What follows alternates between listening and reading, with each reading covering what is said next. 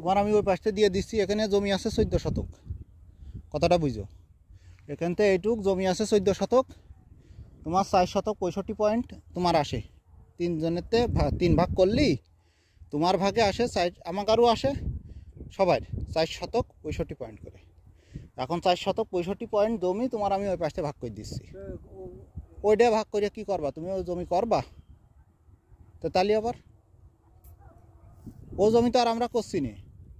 ও জমি যে করে খাচ্ছে সে করে খাবে, 3 ঘরের ধান দেবে। ও জমি যদি ভাগ করো এক ফালি করে পড়বেন তোমার একটুকুনি লম্বা। না ওই জমি ভাগ নিয়ে নেবো। কোন জমি ভাগ? না না, ওরম হবে না, ওরম কোনো সিস্টেম নেই। তুমি ওই জমিতে যা পাবা তা ওখানতেই নিতে হবে তোমার।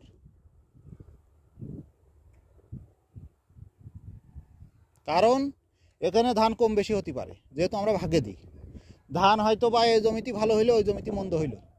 ও জমির মন্দ ধান আমার দিলে, তুমি এই জমিতে ভালো ফসল নিয়ে গেলে, এটা তো হয় না। যার যার তার যে জমির ধান সেই জমির হিসেব। তুমি এখানে 4 শতক 65 পয়েন্ট পাবা, তুমি এখান থেকে এইটুকুই পাবা, এর বেশি তুমি পাবা না। ওই দাগে যতটুকু পাবা ওখানে হইলো 5 শতক ধরো জমি আছে, 5 শতকের মধ্যে 1.5 শতকের একটু বেশি জমি তুমি ওখানে পাবা, তুমি ওখান থেকে নিয়ে নাও, কোনো সমস্যা নেই আমার। কিন্তু এখানে তুমি 4 শতক 65 পয়েন্টের বেশি পাবা না। এমন না যে ওখানকার জমি তুমি এখান থেকে নিয়ে নেবো, এরম হবে না। এটা হবে কখন? যখন তুমি আওয়াজ বদল করবা, তখন ডাইরেক্ট আওয়াজ বদল, তখন যার যার মতো সেই।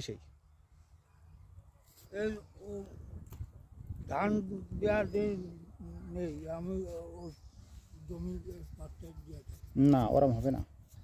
যে যে দাগের জমি সেই দাগে, ওরকম কোনো সিস্টেম নেই। যে যে দাগের জমি সেই দাগে। কারণ 2 দিন পরে যদি আমি সাপোজ আমার বাপ এসে যদি কয় কি যে ওখানে আমি যতটুক পাবো আমার ততটুক দিয়ে দাও, এখানতে ওই দাগেরটাও দিয়ে দাও, তা জমিতে তো আটবে না। তখন কি করবো? জমির ভাগ তোমার নিলে আমি ভাগ নিয়ে ওই জমির ভাগ না, ও জমিটা নিচে জমি, ও জমিতে ফসল কম হয়, এই জমিতে ফসল ভালো হয়।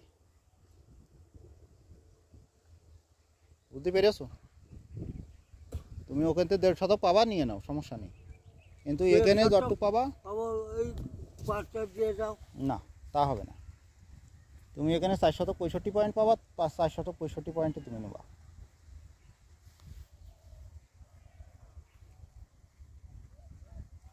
এখানে ঘাস লাগাবা, ঘাস লাগাও, সমস্যা নেই।